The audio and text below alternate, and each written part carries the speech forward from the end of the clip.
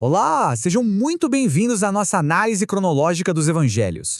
Este é o nosso capítulo 9 sobre o resumo cronológico dos 4 evangelhos, e hoje apresentaremos a soberania de Cristo sobre o sábado nos evangelhos.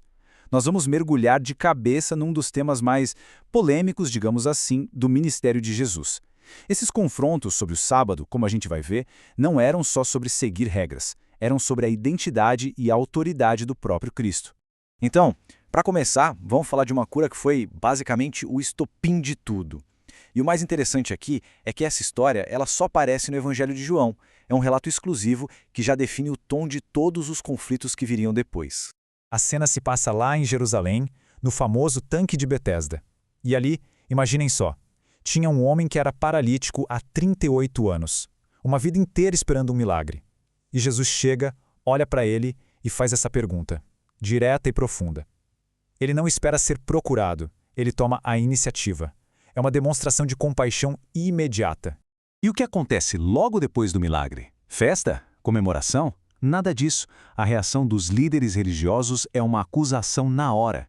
Para eles, o fato de o homem carregar a própria maca era trabalho, uma quebra da lei do sábado.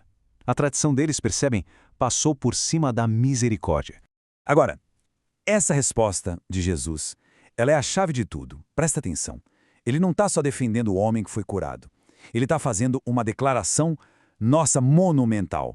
Quando ele diz que trabalha assim como o Pai trabalha, ele está se colocando no mesmo nível de Deus. Ele está, na prática, reivindicando a autoridade divina sobre tudo, inclusive sobre o sábado.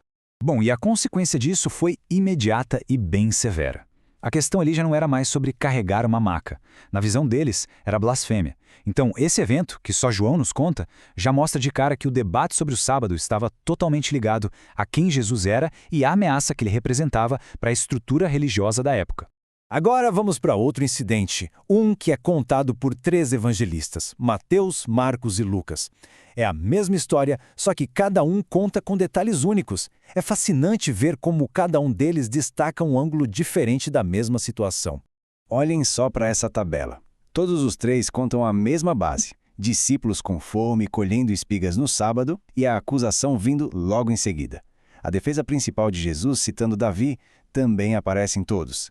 Mas reparem nos detalhes. Lucas, por exemplo, é super descritivo. Ele fala que eles debulhavam com as mãos. Mateus, por sua vez, traz uma citação do profeta Oséias para focar na misericórdia. E Marcos? Marcos nos dá aquela frase de impacto, única dele.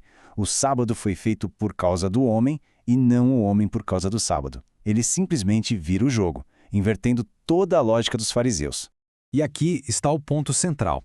Mesmo com essas pequenas diferenças na forma de contar, os 3 evangelhos chegam nesta mesma conclusão, que é uma bomba. Jesus não está só reinterpretando a lei, ele está se declarando o Senhor da lei, a autoridade final, acima de tudo. Essa pergunta que Jesus faz nos relatos de Marcos e Lucas joga a atenção lá para cima. Ele força os oponentes a encarar a hipocrisia das próprias regras. É uma pergunta que não tem escapatória e que prepara o terreno para o próximo confronto, que vai ser ainda mais público. E a confusão agora se muda para dentro da sinagoga, o coração da vida religiosa da época. Em pleno sábado, num lugar sagrado, Jesus vai desafiar abertamente os líderes com mais uma cura. A provocação, aqui, é totalmente intencional. E, de novo, comparar os evangelhos é incrível. Em Mateus, são os fariseus que começam a briga com uma pergunta cheia de malícia. Já em Marcos e Lucas, eles ficam só de olho, em silêncio, e é Jesus quem os confronta. O relato de Marcos é, super vívido. Ele descreve a emoção de Jesus, ira e, ao mesmo tempo, tristeza pela dureza de coração deles. E a consequência? Nos 3, a mesma. A cura leva a uma conspiração de morte. Marcos ainda adiciona um detalhe político importantíssimo. Os fariseus se unem com seus rivais, os herodianos. Isso mostra o tamanho da ameaça que Jesus se tornou para eles. É isso. Aqui, a linha foi cruzada. Não era mais um debate de ideias. Os atos de compaixão de Jesus, justamente no sábado, foram vistos como uma ameaça tão grande que um plano oficial para matá-lo foi colocado em prática. A misericórdia gerou um plano de morte. Bom, diante dessa ameaça real, Jesus se retira, mas o jeito como Mateus e Marcos descrevem essa retirada é muito revelador. Cada um foca em uma coisa, mostrando os propósitos diferentes de cada evangelho. Vamos dar uma olhada nessas duas visões.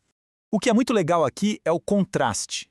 Mateus nos mostra uma retirada mais silenciosa, teológica. Jesus age discretamente para cumprir a profecia de Isaías sobre o servo que não busca fama. Já Marcos pinta um quadro oposto, uma cena caótica, de fama explodindo por todo lado. A multidão é gigante, barulhenta, vindo de tudo quanto é canto. O foco de Marcos é na popularidade incontrolável de Jesus. Ou seja, duas retiradas, dois focos, cada autor moldando a história para o seu público e para o seu objetivo. No final das contas, todas essas histórias sobre o sábado nos deixam com essa pergunta, que é fundamental. Quando a tradição e a compaixão batem de frente, o que deve vencer? Com suas palavras e principalmente com suas ações, Jesus deixou bem claro que a lei existe para o bem do ser humano e que a compaixão está no coração do propósito de Deus, muito acima de qualquer regra rígida. E se você gostou deste vídeo, se inscreva no canal, deixe o like e se quiser clique no card que está aparecendo para ver a playlist completa.